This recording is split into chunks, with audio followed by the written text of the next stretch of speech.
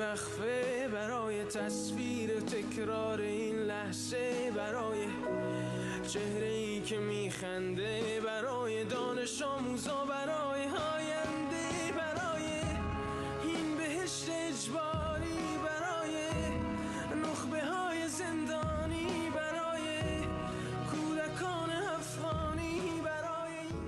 Bonsoir Margot. Bonsoir Estelle. Bonsoir Mina Cavani. Bonjour. Bonsoir. Vous êtes actrice de théâtre et de cinéma franco-iranienne. Vous connaissez parfaitement cette chanson. Je vous entendais la fredonner, Oui. barailler. On va y revenir avec vous, Margot. Vous allez aussi nous raconter votre parcours puisque vous avez dû fuir votre pays il y a 9 ans. Mais d'abord, donc cet hymne iranien que nous venons d'entendre, Margot. Oui, exactement, interprété par Shervin Hajipour. Alors les paroles en fait reprennent des messages qui avaient été envoyés par les manifestants sur les réseaux sociaux. La vidéo a fait un carton. À sa sortie sur Instagram, plus de 40 millions de vues jusqu'à ce qu'elle soit retirée et que Shervin Hajipour soit arrêté. Alors il a été libéré en début de semaine et il a dû présenter des excuses publiquement tout en précisant qu'il se retirait de la vie politique.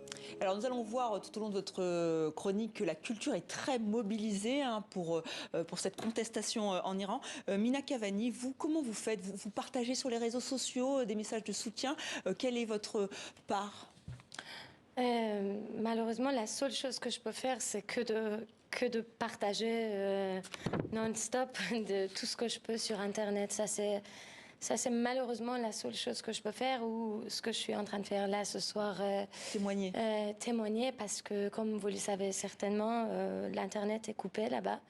Et donc, je reçois beaucoup dans mes messages spam sur Instagram. Beaucoup de jeunes qui m'envoient je vous en supplie, partagez ça, regardez ça, partagez ça, on a besoin. Donc, j'essaie le plus maximum possible de partager tout ce que je peux. Aujourd'hui, vous avez peur, vous avez de l'espoir? C'est contradictoire la réponse parce que j'ai en même temps... enfin, ce qui est sûr, c'est que je sens beaucoup d'énergie dans ce mouvement. Je sens beaucoup de quelque chose de tout neuf dont on ne connaissait pas. Ça, c'est sûr. Mais il y a beaucoup de tristesse. Il y a beaucoup de... Parfois des moments qu'on sombre, parfois des moments où on pleure, mais c'est avec une énergie. Et c'est ça qui est le plus important parce que j'ai l'impression qu'il y a une énergie qui est lancée et que rien ne peut l'empêcher d'être arrêté, quoi.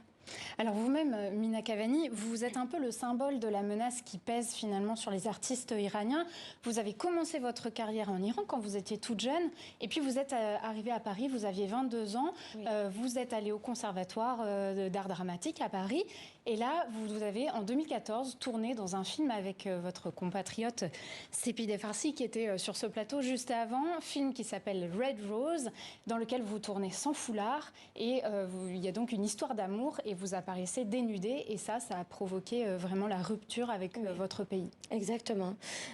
C'est-à-dire que, en fait, bon, déjà, vous le savez, déjà, on a eu 2009. Ce qui s'est passé, c'était la première fois qu'il y a eu, en tout cas pour ma génération, qu'il y a eu quelque chose d'aussi fort.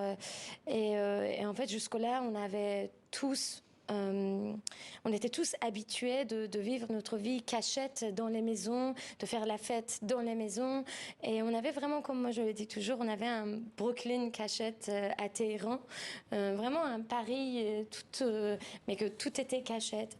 Et voilà, et à l'extérieur, c'était hypocrisie totale, qu'on devait être... on devait se faire semblant qu'on est tous avec la République islamique et tout. Et donc avec ce film... Et quand Sepideh Farsi, elle m'a proposé ce film, je suis tombée juste follement amoureuse parce que c'était la première fois où j'ai vu qu'on voudrait montrer un vrai personnage d'une jeune fille iranienne d'actuel, quoi. Et donc j'avais terriblement envie de le défendre et de le jouer, même si c'était extrêmement risqué, quoi.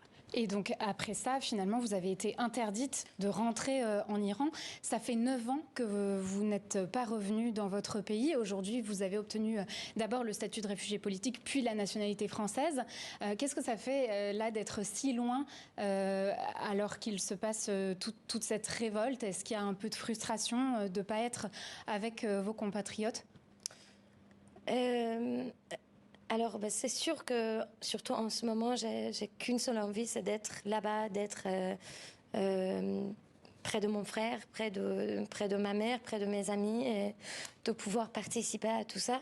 C'est extrêmement frustrant, oui, ça c'est-à-dire que depuis que cette histoire est arrivée, comme si je ne vis plus en France et que, en fait, 24 sur 24, je suis tout ce qui se passe là-bas oui, c'est sûr que c'est très très frustrant. Après, en ce qui concerne mon exil qui dure maintenant depuis 9 ans, c'était quelque chose que, en fait, malheureusement, c'est une douleur que on essaie de s'habituer et on essaie de vivre avec et qu'on s'habitue et il est là, toujours il est là avec nous. Alors vous, Mina Cavani, vous n'avez plus le droit d'aller en Iran et en revanche, il y a d'autres artistes qui, eux, n'ont plus le droit d'en sortir. C'est le cas du réalisateur Jafar Panahi. Alors son dernier film dans lequel vous jouez a été présenté à la Mostra de Venise. Ça s'appelle Aucun ours et je vous propose de regarder la bande-annonce. داره دیگه آقا حق بدین یه کارگردان ممنوع خروج اومده بس نشسته لب مرز هر لحظه ممکنه یکی ببینه آنتن باشه بره لو بده خب حالا دقیقا مرز کجاست؟ دقیقا رو مرز بسته شما دیشب رفتین ساده مرزی؟ ما اینجا محلی هستیم نمیریم اونجا میترسیم بریم اونجا راه امن نیست خیش از تو خطر dare. Qan düşərsən, dəri soğanlar öldürərlər. شو ظالم كرة الله يخليك مدخنك يوم نعظالم داهاتوني كارو شغلمني أعزاديمني لقصاني يدي پس ارسا چی؟ بابا خیشی وجود نداره اینا به ما یاد دادن که Voilà, immense cinéaste, hein, donc qui est emprisonné. Enfin, voilà. Comment vous expliquez là aussi un autre paradoxe, c'est-à-dire que il peut y avoir du cinéma et de très grands réalisateurs. Vous pouvez jouer dans un film, donc acteur, actrice.